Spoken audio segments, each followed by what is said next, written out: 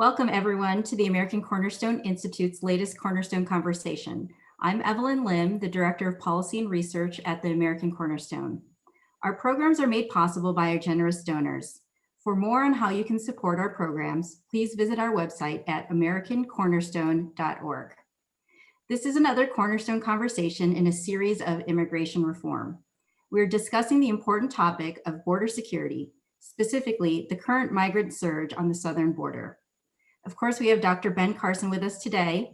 Dr. Carson is the world-renowned neurosurgeon, author, Presidential Medal of Freedom recipient, 17th Secretary of HUD, and the founder and chairman of American Cornerstone Institute.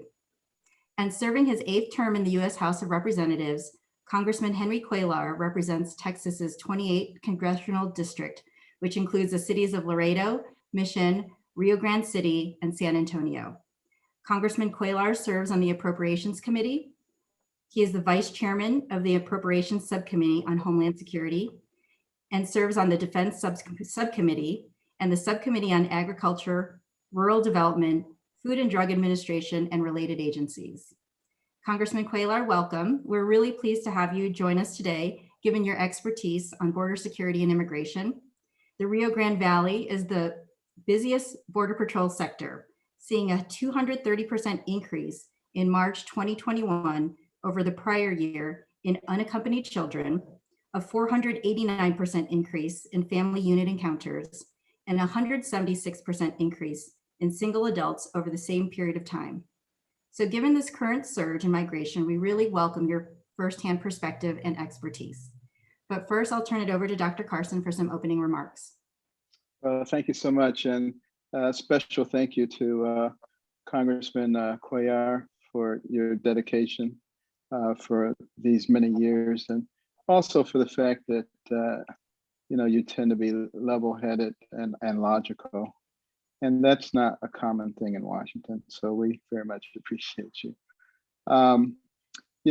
As far as the borders are concerned, just in general terms, obviously, if a nation is to have sovereignty, it obviously has to have borders. It has to have a place where it starts, a place where it ends, land, area that it controls. That's been the case since there have been civilizations, and it's no different now. Also for safety. People have borders because they want to be able to protect their home, their homeland. It's very much like people own a home. People are invited into your home. If you come into your home and there are people there that you didn't invite, you probably have a few questions for them, or a few actions that you want to take, and you probably lock your door at nighttime before you go to bed. There are reasons for that. That's logical. Also, to prevent the spread of disease. For centuries and centuries, people have been concerned about disease spread, and therefore they protect their borders. At this time, we're concerned about COVID-19. For some strange reason, we weren't necessarily protecting our borders in the southern part of our nation from that. And of course, there's the whole issue of fairness. If you have an immigration policy and you have legal immigration, which the United States has, we have more legal immigration than any other nation in the world. Is it really fair to allow other people to skip that procedure when others have waited for a very long period of time, paid enormous amounts of money, made sacrifices in order to do that? And of course, all of our policies should be compassionate. And sometimes that word compassion is used in a way that is probably inappropriate by saying, come one, come all, and creating incredible havoc in people's lives, incredible danger, particularly for the young children who are sent out there without appropriate supervision. I don't think that that's particularly compassionate, but we should recognize that we are the city on the hill. We are the place that people want to come to, even though there are those who demonize us and want to make us seem like the most horrible racist place on earth. If we were that, people wouldn't be trying to get in here, they'd be trying to get out. So sometimes the application of logic is very important. But obviously, all of these are important issues and issues that should be discussed, with some degree of seriousness. And the reason, obviously, that we do these conversations is so that we can present the whole picture, and the American people will have an opportunity to hear it in an unfiltered manner and actually know what the facts are. So, Congressman, your district is right in the middle of this current influx. Can you just give us an idea of what you're seeing on the ground there? First of all, thank you so much for this kind invitation. And I also want to thank Secretary Carson, Dr. Carson, for the work that you have done for serving our country. So thank you so much for that. Look, what we're seeing here, and I always say this, I don't just come visit the border, I live here. My family lives here, I drink the water, breathe the air here, so I've been familiar. As we say in Texas, this is not our first rodeo. We saw this in 2014, we saw this in 2019, and of course, we're seeing it now again. And basically, it's what I call large numbers of people coming in. The profile has changed.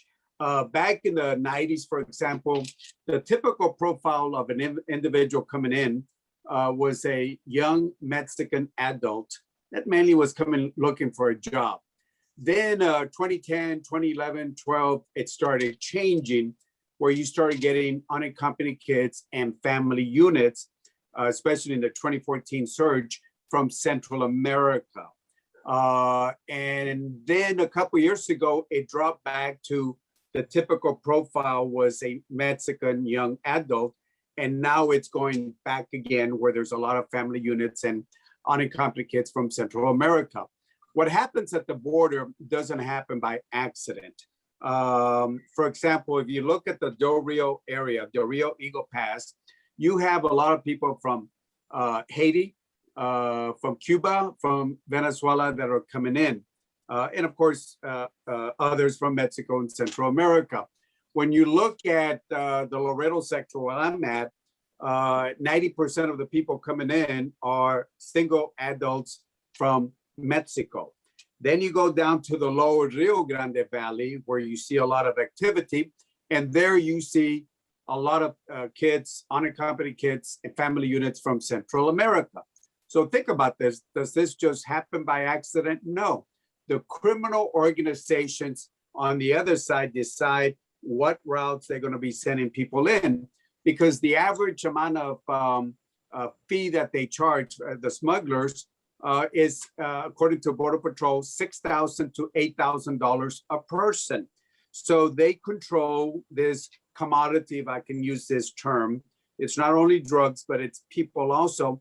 And they make a lot of money. I mean, this year, they're going to make billions of dollars on the people that are being smuggled into the United States. So that's what we're seeing. The numbers have increased.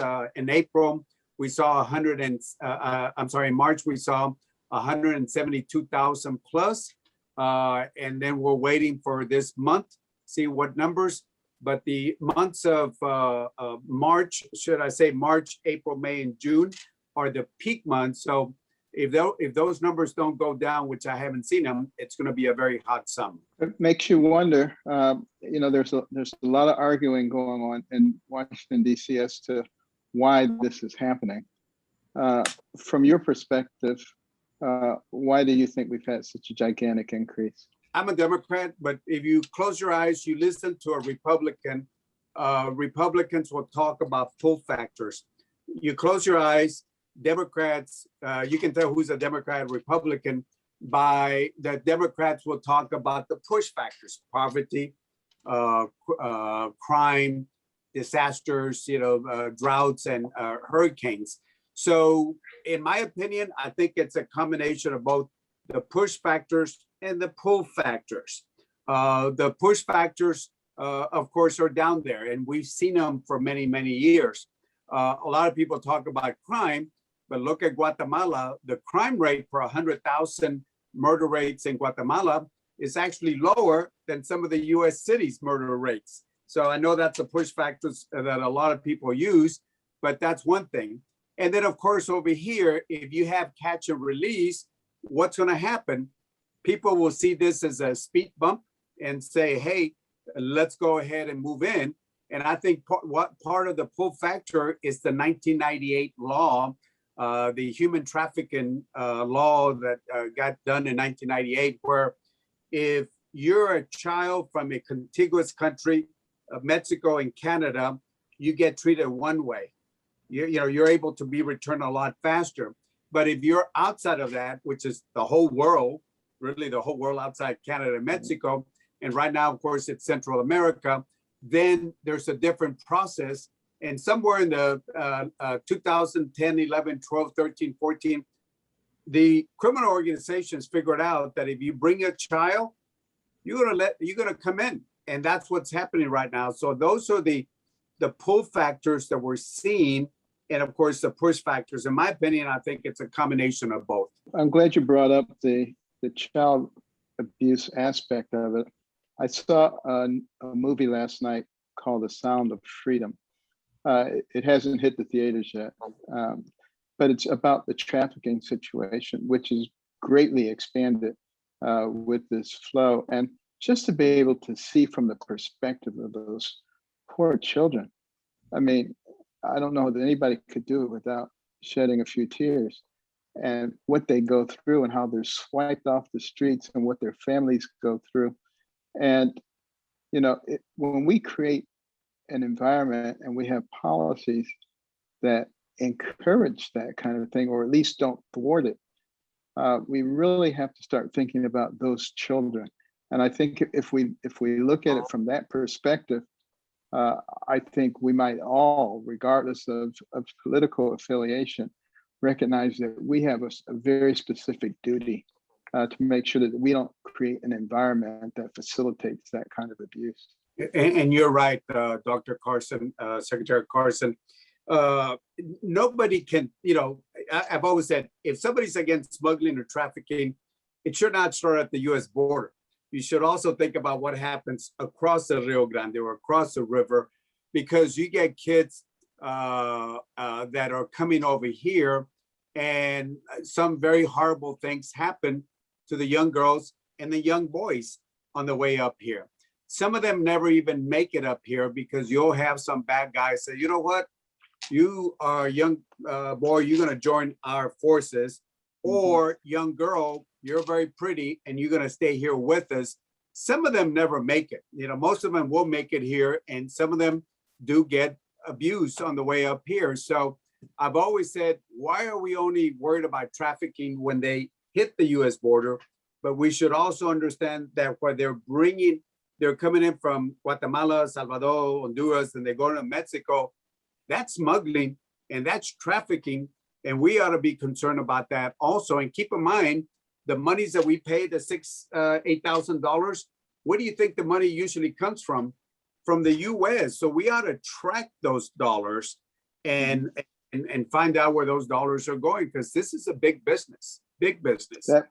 That would be a very reasonable thing to do. And also the border agents themselves. I've had a chance to visit the border and talk to some of them, and they are just overworked like crazy, and exposed to disease, exposed to danger. It's not just the ones who are at the checkpoints. There are many of them who have to actually go out into the field, go out into the desert, and when they are sort of overwhelmed like they are now, they really don't have an opportunity to keep an eye on the areas that are not secured by a fence or a wall or something else. And those areas are extraordinarily porous when the agents are distracted like that. And I would hope that there would be some emphasis on providing some relief for those agents, because they're under an enormous amount of stress as it exists now. And obviously we can think about some policies that might make it less, that might take some of the pressure off of them. I kind of like the idea of working with the Northern Triangle countries and some others in terms of how do we make the environment there more appealing, so that the grass isn't necessarily greener on the other side. It's one of the things you may remember some years ago with Cameroon. They were having a lot of problems, and our government had the wisdom to say, USDA, we're going to, give our farmers some tax break and things to go over to Cameroon and teach them how to do large acreage farming. And it created an enormous amount of jobs and really bolstered their economy, and their people wanted to stay. It is possible. And at the same time, produced a lot of produce, which we benefited from also. So, there are win-win situations if we employ intelligent and compassionate policies. I'm in the middle of the process of doing submissions to the Appropriations Committee. And yesterday for the Ag Appropriations Committee, I actually added some language and monies like you're referring to help the Northern Triangle, because the more we do to help their folks, and it's not only the foreign aid, but it's also they want foreign investment. They want to have companies down there. They actually want to make a couple of adjustments to the CAFTA, which is a trade agreement we passed in 2005. So we got to bring in the private sector and not only talk about foreign aid, but you're absolutely right about that, about working with USDA to address some of those issues down there. You're Dr. Carson. The other thing I was wondering about, your governor in the state of Texas is suing the United States government because he feels that the policies have resulted in a massive influx and a lot more money that the state of Texas has to spend in order to protect its borders. Is he right about that, do you think? Or, what should he be doing? What should your state be doing? Well, the National Guard is all paid by federal dollars, as you know. He has sent the Guard down there. He does send the DPS, and I know DPS. My brother was a DPS lieutenant for many years, and they do a good job there. But it is a federal responsibility, and the federal responsibility is we just have to do a better job. The way I look at this, it's three parts. What we do in those countries, which is very important, especially at the border of Guatemala and Mexico, because I always say, do you want to play defense on the 1 yard line called the US-Mexico border, or you play defense on their 20-yard line? And I'd rather play defense on their 20-yard line. So that's part one. Part two is what we do at the US border. And, one of the things we're still using that President Trump was using, and it's a 1944 law, that's the Title 42. And in fact, most adults are being returned on Title 42. Now, I've told the administration, hey, you got to show pictures and videos of people being returned. But if you notice, all we see people coming in, we don't see any people going out. And I think it's important to reinforce the message that if you don't follow the law, like you mentioned at the very beginning, the sovereignty of a country, then you're going to be returned. Because, when people ask, and there's two things, a refugee and an asylum. If somebody's asking to be a refugee, that's something that the UN can work with outside the US. That's one thing. Asylum is when they come in and say, credible fear, I fear for my life. But crime doesn't allow people to come into the United States. It's got to be a persecution by the state. So if it's crime, which is, sad, but it doesn't allow them, because if you have 100 people from Central America that ask for asylum, a immigration judge will probably will allow 12 of those people in and reject 88% of those people.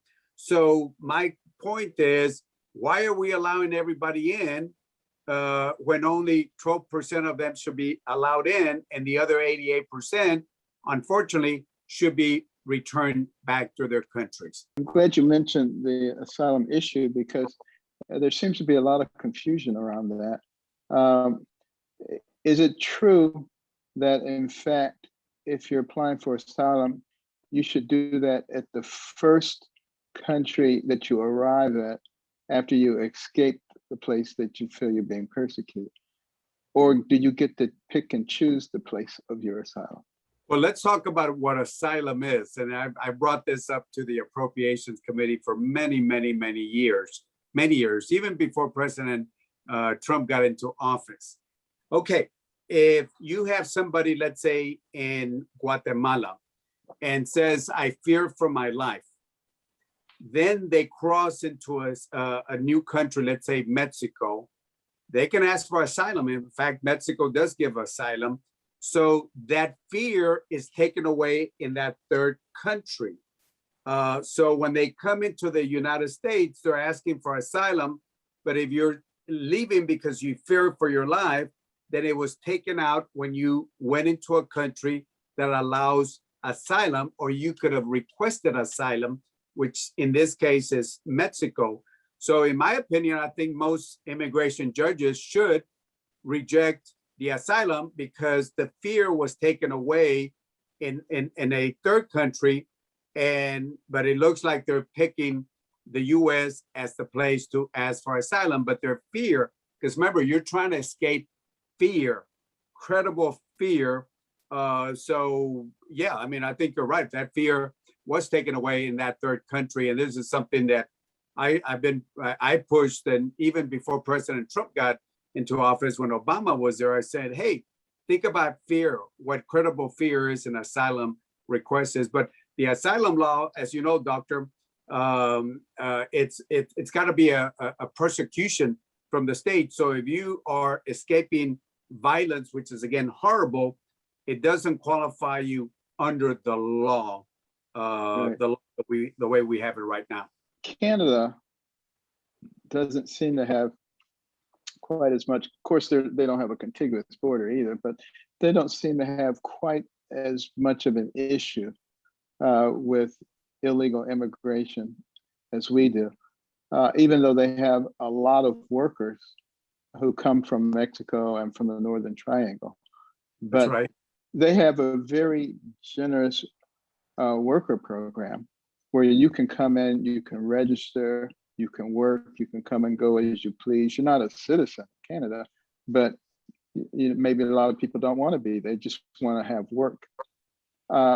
Why doesn't something like that work for the U.S.? Politics, and politics. But you hit it right in the nail. I've always said that if you have a good guest worker plan, it would solve a lot of the problems we have at the border, because people that are trying to come in for a job will come in, do their work that an American doesn't want to do, and then they can return back. And then Border Patrol can just focus then on the bad apples, that is people who are trying to bring in drugs and all that. So this actually will secure our border better. And we've done this before. I mean, during World War II, we established the Bracero program when our men went to go fight, and we took them out of the ag areas and other place.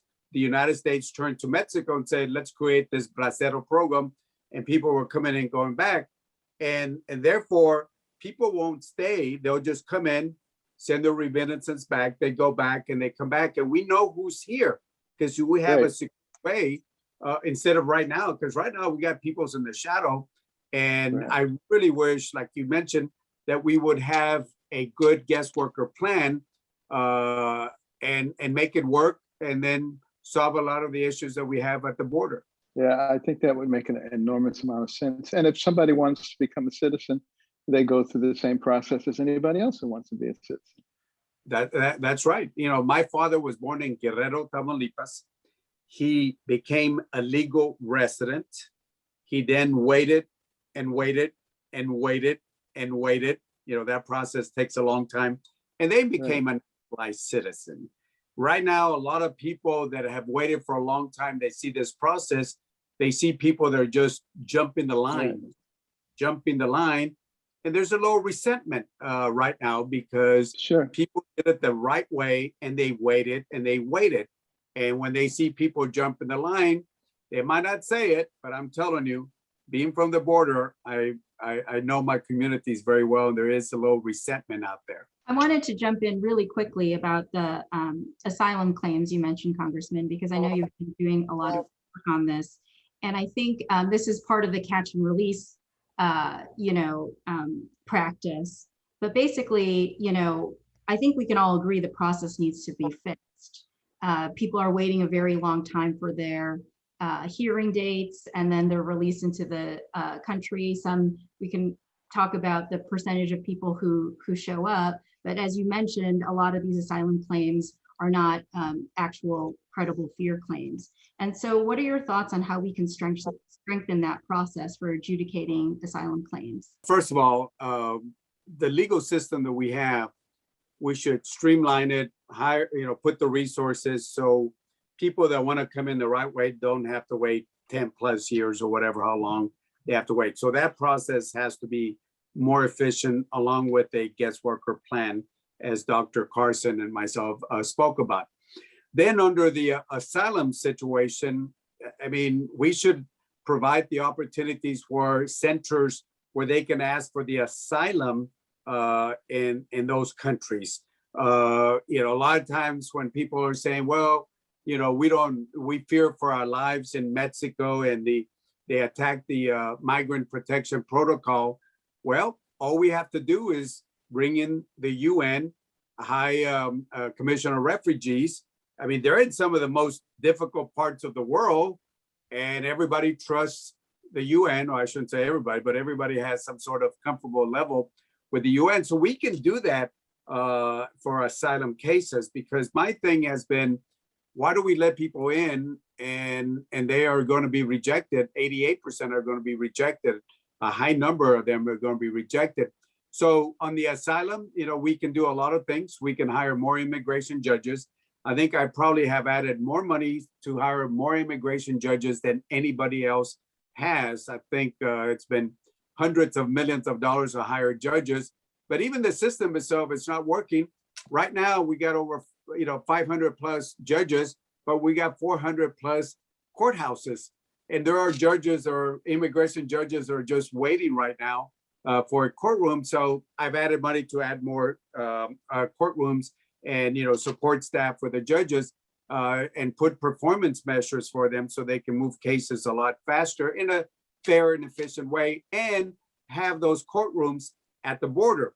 We have to put those courtrooms and judges at the border where they're at. Guatemala does that with Mexico. The last time I was there at the border of Guatemala and Mexico, I was with a general named Kelly.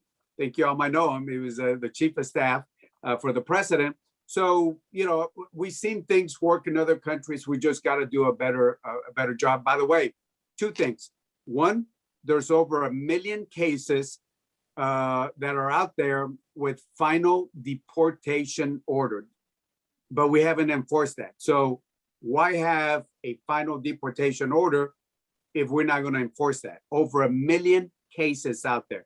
This is not the backlog of immigration cases. These are at the end, final deportation orders out there.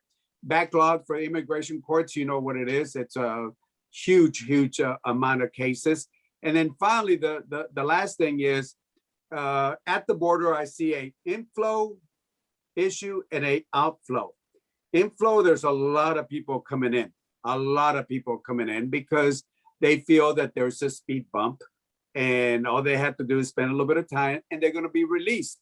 In fact, that's the input. The output is, how fast the HHS Office of Refugee Resettlement takes the kids on. But on the family units, as of last week, I think there was 17,300 cases, people that got released on what we call I-385s. That means they're not even given a notice to appear before a judge. They're just being released on the honor system. Without due respect, the honor system doesn't work in the immigration system. We gotta have them go before the judges. So the outflow situation is there's too many people coming in, and therefore people are being let out. A new form of catch and release because they're not even given the NTAs or the notice to appear. Let me ask you a question that your years of insight might lend some credence to. You're a very reasonable person. I try to be a reasonable person. Why is it that your colleagues in Congress on both sides just can't seem to agree on much? There are issues that we can find a lot of bipartisan support, but immigration has always been very difficult. I mean, quite honestly, the last time we had an immigration bill was in 1986, a Republican president by the name of Ronald Reagan and a Congress that was Democratic. The only way we're going to address this if people are willing to do it bipartisan. There is some legislation, John Cacto and I have a bipartisan bill. Senator John Cornyn, Krista Sinema, and Tony Gonzalez, 2 Democrats, 2 Republicans, we have a bipartisan bill. It's very, very, very hard because people get into their corners. And sometimes you get Republicans, not all, but just, sometimes build a wall and that's going to solve everything. Then on the other side, you got Democrats that believe in open borders. And I don't believe in the wall and I don't believe in open borders. You just got to be smart on how you secure the border. So people go to their corners and it's unfortunate because immigration is emotional. But I can tell you, immigration issues are not going to go away. I mean, this thing about the kids and family units, we saw that years ago. And we're still dealing with this right now because nobody wanted to change a law, the 1998 law that I think will help a lot on that aspect. Even at that time, we had President Obama that supported it, Secretary Hillary Clinton, Secretary of Homeland Jay Johnson, people like myself that supported it. And then after that, when we tried to pass that bill, there was only one Democrat on the floor. And everybody else was Republicans, and it just became so political. I think if we would have passed that law at that time, we did pass it from the House, and the Senate never took it up. I think if we would have changed that 1998 law, I think the dynamics would have been very different right now with family units and unaccompanied kids. Well, I think there looks like there's reasonable agreement on at least DACA. And yet even that seems to be hard because, where you're going to send the kids. This is the only place that they know. But the counter argument is if we leave a policy like that in place, it just will encourage more people to come here and have their babies. But to me, it seems like a reasonable compromise would be to grandfather in those people who are already here and to put a timeline where it stops so that people know that that's not going to work in the future. Yes, sir. Yes. Maybe if you introduce that bill. Yeah, you're right. I mean, it's you put a hard stop on it, like you mentioned, and then you go ahead and provide relief to those DACA recipients and the dreamers, because you're right. I mean, some of those young kids don't know any other place except for the U.S. and they were brought here not because they wanted to come, but they were young and the parents brought them over here. And by the way, in order to be DACA or dreamers, you have to have no criminal record, work, education. I mean, those are the type of people that we want. No criminal record, hardworking, educated folks. Some of them are in the military, some are nurses, some are teachers, and that's what we want. So, Secretary, you're absolutely right about that. Evelyn, we were talking about how the young people are handled. That's some timing issues. Do you want to ask the congressman about that? Oh, sure. We had seen the president this morning talk a little bit on NBC about the number of kids unaccompanied children who were in Border Patrol's custody, and now they are no longer there, and basically saying that the border is secure now.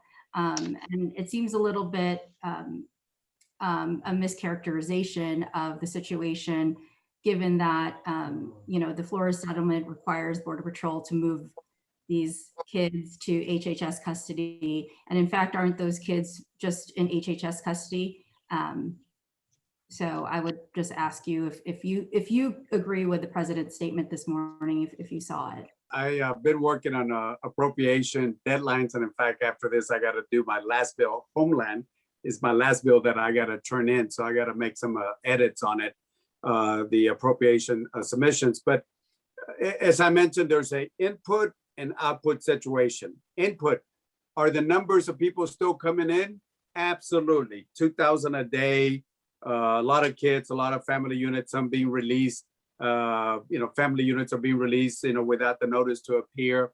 The output is HSS is getting better, a little bit more efficient in taking the kids.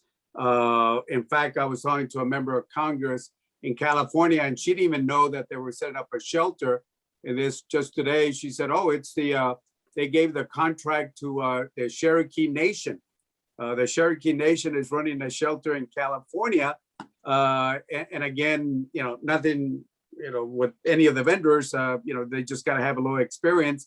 But when you're looking at how much money we're spending on those emergency centers, we're spending $800 a day per child, or sometimes even more, when it's an emergency shelter. So what they're doing is they're just opening up more shelters, larger amounts, but that's the output flow. And remember, a child, when they're in those shelters, are put in 4 categories. First category, try to find a mom or dad. Second category, find a brother or a sister. A third category, a distant relative, grandmother, something like that. Fourth category is one that, they don't have anybody there. That category, they might be there for about 130 days. First category, they might be there 27 days, 30 days till they find them. $800 a day times the thousands of people we're having there.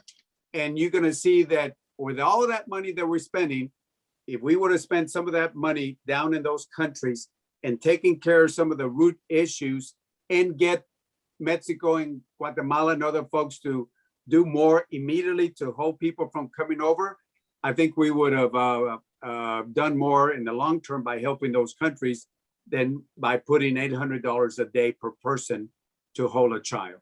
We're running out of time, but we would love to have you come back, because the scope of this conversation was really about the current influx. But of course, we would love to talk immigration reform with you. And you talked a little bit about what that looks like. I wonder if you would just comment on how do we build support to get there? As Dr. Carson mentioned, it really takes both sides. And we have all been eager to get immigration reform. And there's different type of bills out there. You can have I'll start off with what I call an easy one, should be an easy one.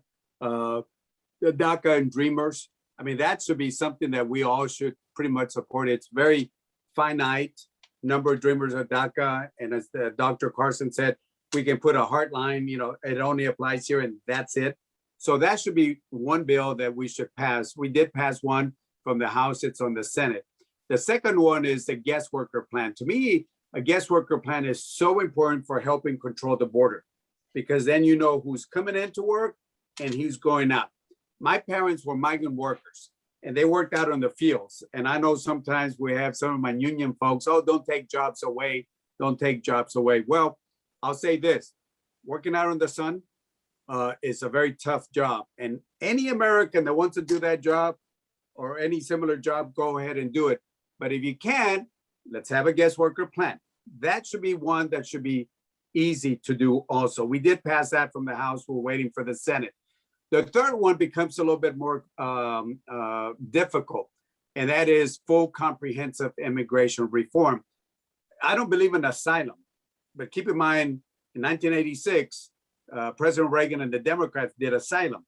I don't want to see asylum. Can we set up a pathway to citizenship, or at least a legalization or regularization? Because I want to know who those 11 or 12 million undocumented people are. Why are we ignoring those folks and act like if they're not there? They're here, and I want to know who they are. And if they're good, let's find a way to make them part of our society, pay taxes and all that.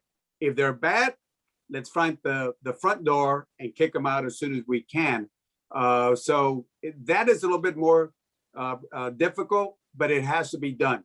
Anybody that puts their head in the sand, this is going to go away, it's not going to go away. We need to find a solution to this. And by the way, if you look at the latest census, what do we see in the United States? We're not growing as much as we can.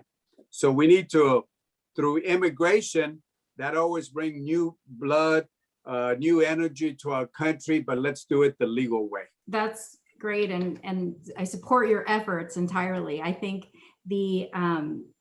and I appreciate you coming on and sharing your story. It is the story of the American dream within, as a son, and I'm a daughter of immigrants myself, to go in one generation to serve our country like you are doing is amazing. And so Dr. Carson, I wanted just to turn to you and ask you, as we talk about immigration reform and as the country really is watching, what are some of the American values that we should use to shape our approach to immigration? We should, first of all, I just want to thank Representative Cuellar for coming and shedding light on this. You've obviously developed great expertise in this area and know it very well.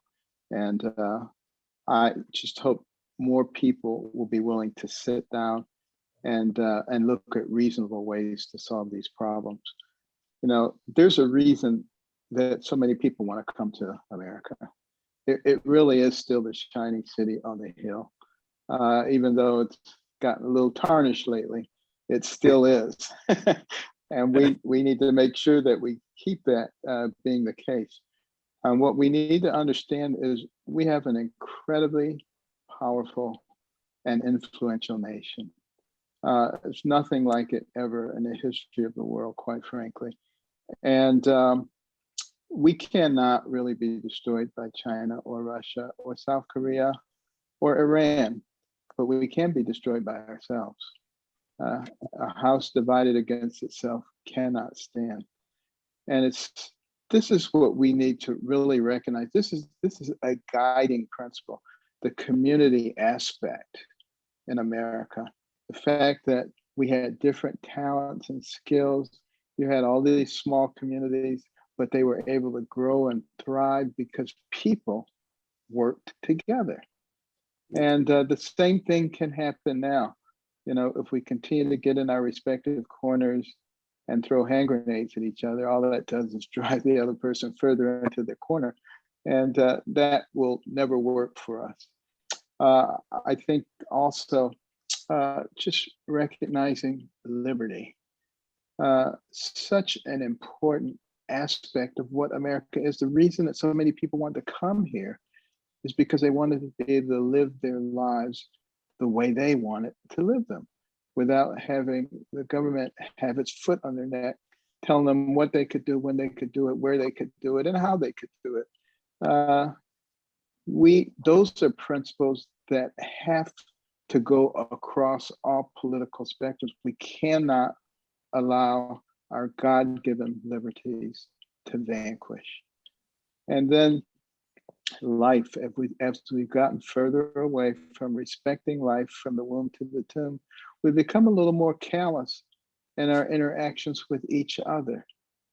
And then the final overriding principle has been our faith. And as we move away from a God-fearing nation, where every coin in our pocket and every bill in our wallet says, "In God we trust," where our pledge says we're one nation under God, where our founding document talks about certain unalienable rights given to us by our Creator. As we move away from that and from those Judeo-Christian principles of love thy neighbor and replace them with strange doctrines like cancel thy neighbor if they don't agree with you. If you really stop and think about it logically, where do those two things lead? Love your neighbor, cancel your neighbor. It can't be possibly anything that's good.